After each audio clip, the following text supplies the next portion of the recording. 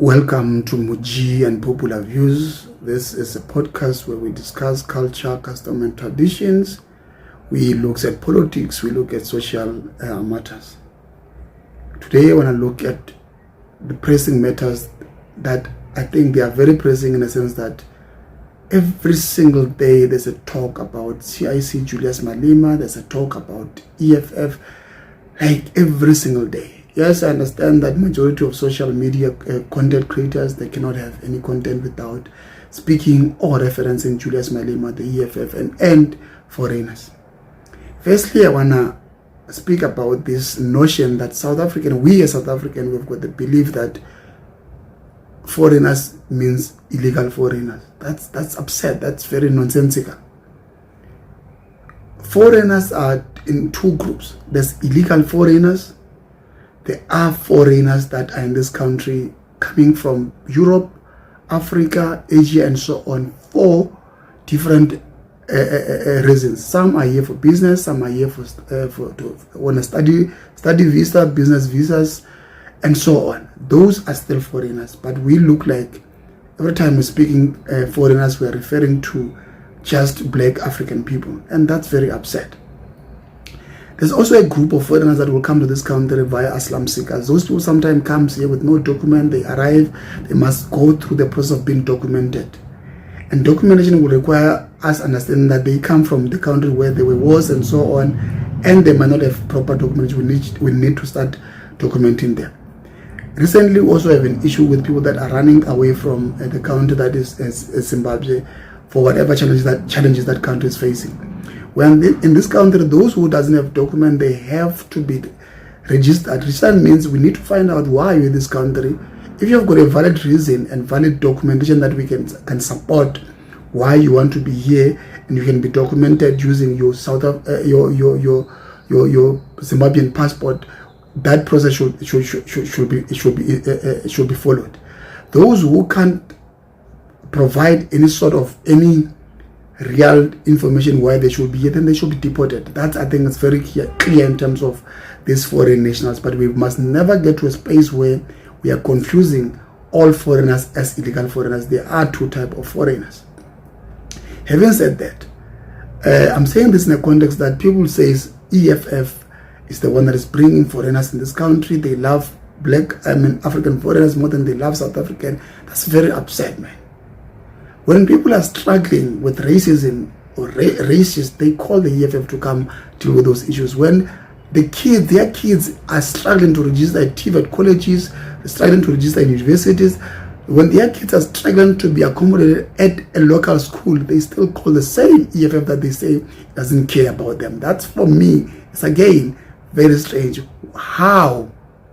When did you come to this conclusion that EFF hate you and your African people, while it's the same EFF that is every day trying by all means to fight your battles? It's trying by all means to emancipate you. Every single day the EFF is trying to educate you on matters that are related to the Constitution. Majority of us had no clue what was the National Assembly, what was it constituted of, what were the processes within the Parliament and so on, until the EFF came into space. Recently, you've seen black African people are now discussing what we call the treasury. That's not something that was easy before. It was done because the EFF has made it fashionable through its researchers, including not limited to Dr. Gumani. Why? It's very important that we understand, if we want to be government and we want to improve the lives of our people, we want to emancipate our people, we must understand all the spheres of government, including treasury, including international relations, and so on. Without all of this being understood, you can't be government, and that's what EFF is investing on. Recently, as well, as painful as it is and disgusting as it is, I've seen on more social media where people are attacking Dunga, saying he's a foreigner, he's not qualified. If they can't win with the foreigner story, they say he's not qualified. They say he was corrupt. But it's very clear that he won even the how many clean audits at Kunene as an MMC of finance. And why would Panyaza Lesotho call him to become the whole MMC of finance? If so, Panyaza is not clever. That's what people are saying. People are so obsessed with black hatred more than anything. Because to them, foreigners refer to black African people. Nobody talks about Portuguese, Chinese, British people, American people, North Korean, South Korean, all different type of people that we have from Europe, Asia, and so on that are in this country, running their business legally. And there are as well African people from Cameroon, Congo, DRC, Nigeria, Zimbabwe, who are here in South Africa running their business legally. That must not be generalized as if everybody who's in this country is black African and is illegal. There are legal people in this country correctly, and that must be addressed and accordingly. Because this whole notion that EFF loves foreigners, EFF loves Africans, love people that are progressive, the Russians, the Iranians, people that have got government that are very progressive and not racial and not racist. This is what the EFF loves. I made this video because I've never understood why do we keep finding ourselves having to always bash that only vehicle that somehow currently is trying by all means, all the effort that the EFF is making to help South African, but no, it's being bashed because we are so hell-bent in divisive politics, where we want to divide ourselves into nations of Zimbabwe and so on, later on dividing ourselves in a nation of Xhosa, Zulu, Venda, like Amashanga, whatever nonsensical divisive tools that we find we want to use, instead of using tools of unity to define a new path, to define a new economical path. How do we become a better, stronger economy as a country?